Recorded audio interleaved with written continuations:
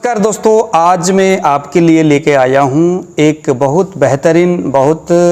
अगर ये बढ़िया क्वालिटी का हो यानी खुद से निकाला गया हो इस तरह से, तो बहुत बेहतरीन हर तरह के वात संबंधित रोगों में, इवन वो चाहे लकवा हो, चाहे गठिया हो, आम बात, संधि बात, हर जगह में ये मालकांगनी का तेल आप जानते हो, ये बहुत फेमस है इस चीज़ के लिए। लेकिन दरअसल बाज़ार में जो मिलता है वो बहुत ज़्यादा उसमें पता नहीं क्या क्या चीज़ें मिक्स किया हुआ रहता है। तो मैंने खुद जा कर के इस तेल को निकाल करके, देखिए खुला तेल है, आधा लीटर का तेल मैंने इसको निकाला। अब इसके जो गुणों के बारे में अगर हम बात करेंगे तो सबसे अच्छी बात इसकी है कि ये कटु विपाकी है। कटु विपाकी का मतलब जब ये लीवर में चले जाएगा, रक्त के साथ जब ये मिक्स होगा, जब रंजक पित्त जब इसमें जाकर के टच करेगा तो ये तुरंत वहाँ पर कटु विपाकी होकर के हमारी जो धातु है उसको, उस धातु के अंदर जो इंडाइजेशन की जो सिचुएशन है उसमें जाकर के हमला करता है। ये स्वेद जनन है, ये स्नेहन है, और ये जो है ये उष्ण प्रकृति का है, ये बहुत ज़्यादा गर्म है। ये गरम है, ये अकेला गरम ही नहीं, इसकी मान्यता सिर्फ गरम होने से नहीं, गरम तेल तो और भी बहुत, सरसों का तेल भी गरम है। इसके अंदर ये जो है ना स्नेहन है, और ये गरम होने के साथ साथ ये कटु विपाकी है। कटु विपाकी का मतलब है कि जो धातु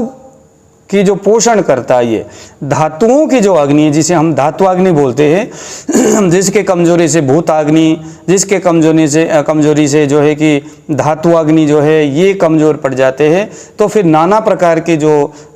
ओज से रिलेटेड जो समस्याएं शरीर में बनता है, जैसे डायबिटीज़ है, जैसे एपिलेप्सी है, जैसे पागलपन, इस तरह की समस्या। और बाद में जाकर के अगर शरीर में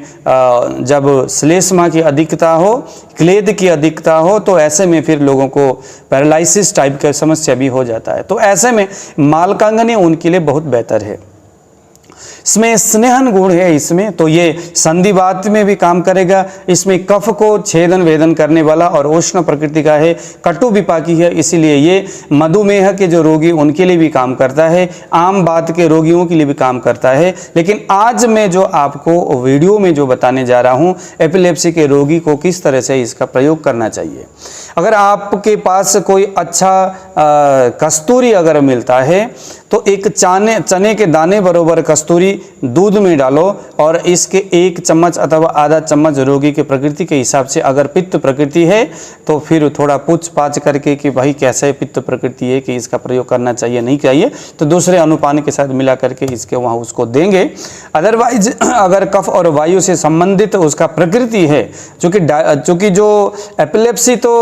वायु से संबंधित ही रोग है, इसने वह बेनिफिट ही करना, लेकिन अगर उसकी प्रकृति पित्त प्रकृति है तो उसको ये थोड़ी सी, जब उसका प्रथम विपाक, जब प्रथम पाक होगा और द्वितीय विपाक, जिसको मैंने अभी थोड़ी देर पहले कहा था कि ये कटु विपाकी है, तो वहाँ पर ये थोड़ा सा उस व्यक्ति को थोड़ा गर्मी थोड़ा ज़्यादा करेगा। तो फाइनली पित्त प्रकृति वाले लोगों को इसका प्रयोग नहीं करना है। अदरवाइज कफ प्रकृति का रोगी है, जिसके ब्रेन में क्लॉटिंग है, ब्रेन में श्लेष्मा की अधिकता की वजह से वहाँ पर ऑक्सीजन प्रॉपर सप्लाई नहीं हो पा रहा है, और बहुत ज़्यादा कफ निकलता है, नाक से पानी बहता रहता है, और शरीर में आलस्यता और अस्थिरतापन, आलस्यतापन, और जैसे हमेशा सोते ही रहने की स्थिति शरीर में अगर होता है, तो उनको चाहिए कि गर्म पानी ले अथवा गर्म दूध ले, आधा चम्मच इसके तेल को डाल करके थोड़ा सा 1 चने के अथवा 1 चावल के दाने बरोबर कस्तूरी मिला करके इसका प्रयोग किया जाए, तो जो एपिलेप्सी के जो मरीज़ है, मैं फिर बता रहा हूँ कि कफ प्रदान और वात प्रदान जो एपिलेप्सी के जो मरीज़ है उनको ये बेहतरीन काम करता है। अगर किसी को चर्म रोग है, चर्म रोग का मेरा मतलब है लिकोडर्मा, या इधर हम स्वित्र रोग बोलते हैं आयुर्वेद के हिसाब से, तो ऐसे लिकोडर्मा में हम क्या करेंगे कि वाकुची, जो काला काला दाना होता है, हर जगह हिंदुस्तान में मिलता है, ये उस वाकुची का जो तेल है, उस दाने से तेल निकालना है, ऐसे ही जैसे ये मैंने निकाला है। तभी आपको आयुर्वेद का असली नॉलेज, आपको इसकी जो बेनिफिट आपको दिखेगा दोस्तों, जब आप इसको खुद अपने हाथों से इसको तैयार करवाओगे। आपको 2 रुपये ज़्यादा इसमें खर्चा हो सकता है, 2 रुपये क्यों, 50-100 रुपये ही ज़्यादा खर्चा होगा। और दूसरी बात है कि आपका थोड़ा मेहनत भी लगेगा और आपका टाइम भी इसमें वेस्ट होगा, लेकिन ये है ऐसा अगर कुछ करेंगे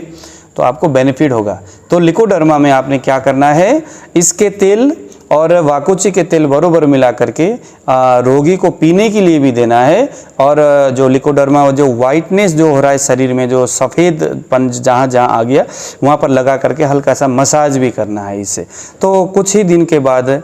एक अच्छा रिजल्ट इसको दिखता है। वैसे भी किसी व्यक्ति के शरीर का जब तक हम दीपन पाचन करके उसका अग्नाशय को प्रबल बना करके फिर उसके जब तक शोधन कर्म नहीं करेंगे, यानी पंचकर्म के प्रोसेस नहीं करेंगे, तब तक हम किसी भी रोगी के शरीर में उसके जो समस्या है उसको जड़ मूल से खत्म करने की तरफ तो हम कभी कल्पना नहीं कर सकते। लेकिन फिर भी अगर उसको किसी रोगी को बहुत ज़्यादा समस्या है तो क्विक रिलीफ के लिए इस तरह की जो दवाइयाँ हैं वो ज़रूर काम करता है। तो फाइनली अगर आपको एपिलेप्सी है या अगर आपको पागलपन का शिकायत है, पागलपन में ज़्यादातर पित्त प्रकृति से होने वाला पागलपन होता है, तो पागलपन के रोगियों को थोड़ा सावधानी से इसका प्रयोग करना है। अदरवाइज अगर कफ वायु प्रधान एपिलेप्सी है यानी मिर्गी का समस्या है तो आपको इस तरह से तेल को निकाल करके फिर आपने कस्तूरी के साथ इसका योग करके देना है। अगर कस्तूरी नहीं मिलता तो इसको आप दूध में डाल करके भी आप पिला सकते हो, क्योंकि दोस्तों इसका एक विशेष और भी गुण है कि ये बुद्धि और मेधा शक्ति को अभिवृद्धि करता है। जो छोटे छोटे जो बच्चे जिनको मेधा शक्ति की कमी रहती है, जिनको पढ़ने में याददाश्त की कमी रहती है, भूल जाते बार बार हर बातों को, तो उनको चाहिए कि